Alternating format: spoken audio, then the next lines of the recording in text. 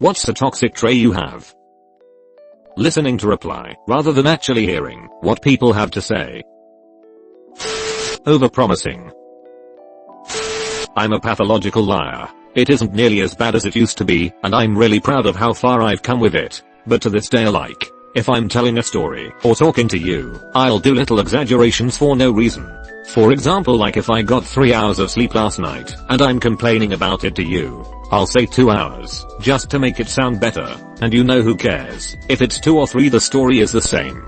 It's like a tic I can't get rid of, and I feel shitty whenever I do it. I'm a pathological liar. I don't believe you. I tend to talk more about things that I hate, or that annoy me than things I love or make me happy. Very damaging to forming new relationships. I rarely check on my friends.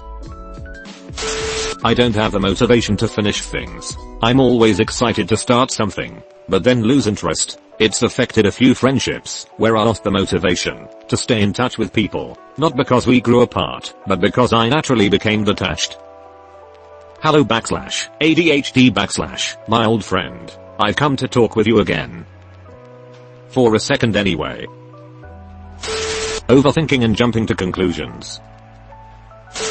I have a really difficult time reacting emotionally to somebody who is sad/upset/crying. I have no issue laughing when somebody else is, or mad when somebody else is, but I cannot relate on an emotional level when I see sadness. That part of my brain never fires. I feel this, bad TSS. I never know what to do when someone is crying. Me, awkwardly. Would you like a tissue? Them crying. Me slowly reaching a hand out.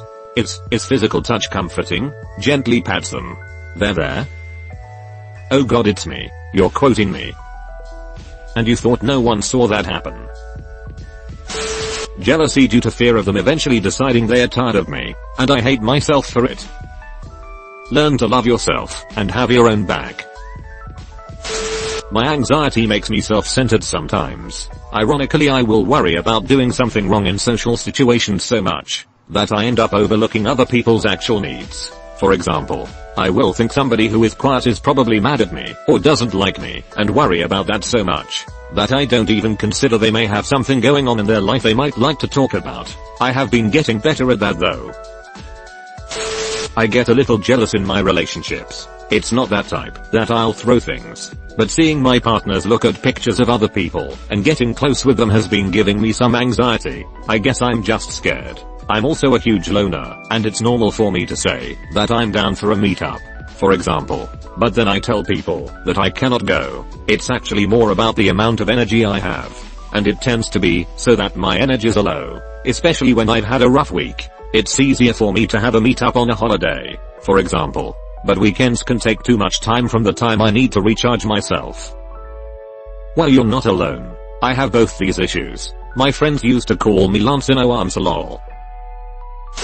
Laziness. Yeah, me too. Can't even be asked to write 2 whole sandwiches. OMG, you're finishing each other's semen bowls. Procrastination. Overly aggressive at everyone. I don't mean it, and it's something I've been working on for a while. I've always been told, choose your battles wisely, and it has made a difference. Or don't even battle. Life is more fun when you don't give a fuck. Sore loser. Use those feelings to help increase your skill level. The best players are the most humble ones. I respond poorly to passive aggressiveness. Whatever you're being passive aggressive with me about, I'm about to do even harder. I usually flip the script and just go active aggressive instead. I can't admit I'm wrong. Sometimes I genuinely don't think I'm wrong. Toxic, I know. You're wrong, and you know it. I compulsively manipulate people and situations. I know what I'm doing in the moment, but I can't stop myself. It's worth mentioning that this behavior is likely a coping mechanism for a developmental setback due to trauma and/or upbringing, where your sense of self wasn't properly nurtured. This manifests into the idea that you can't be who you are, truly and honestly without criticism, and so you learned that playing on people's nature and feelings were the best ways to accomplish getting what you need. without having to present yourself directly, because you've been conditioned to believe that who you are is something to be ashamed of. Figure out where the wound to your development is, and face the shame that was put in its place, and you'll find yourself using manipulation less and less as your confidence and a true sense of self grows. Stop calling me out. I don't know if this is considered a toxic trait, but I constantly look for the validation and approval of others. If I don't receive that validation or approval, I feel like there is something wrong with myself. If it is something that I can change without harming myself or others, I try to do it in order to receive that validation from others. There are only two things I care about in this world. You see, I'm extremely laid back. Want every single person on the planet's opinion of me, to the soul-crushing weight of being alive. Jealousy. I try and turn it into admiration, but sometimes it still gets the best of me. I remember when I was little, I could not be around kids who got to have horse riding lessons, because the jealousy crushed me inside. For me it was the kids who went skiing all the time, and had those jackets with the season pass pin to their jacket. I'm a real perfectionist to the point, if I think I can't do it perfect, I won't do it. I always tell myself done is better than perfect, and it helps sometimes. I hold grudges, sometimes apply petty revenge. Self-deprecation. A 4-year relationship with my ex that ended in her cheating killed any and all trust I had in anyone. I've gotten much better over time, but even today when my wife or I have to travel for work, that feeling is always in the back of my head, and it can get unhealthy sometimes. Same. Except it's happened 3 times in my life. I made some self changes after loads of introspection. For starters, I care about myself first and foremost now.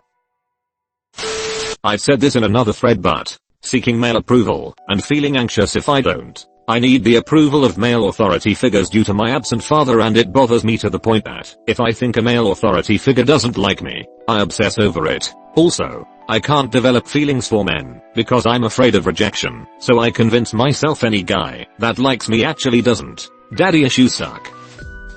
Mom issues checking in, they suck too. Talking too much and not listening. I low-key don't care about what the other person is saying. And here I'm being the exact opposite. I only want to listen and contribute nothing.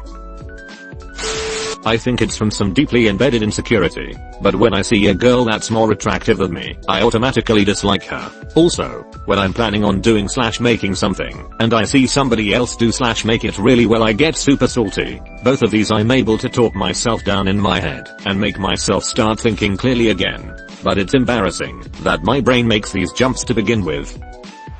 OMG, I do the same thing with guys. If they are attractive, I immediately give them no attention and dislike them. It makes me feel better that they do not get that attention from me. My personality. I feel this on a spiritual level. Because of the environment I was raised in, I'm quite bigoted and racist, but I'm working on it now that I have moved away from home. Identifying it's an issue is a huge step. You go, fellow Redditor. Ghosting people rather than having an awkward conversation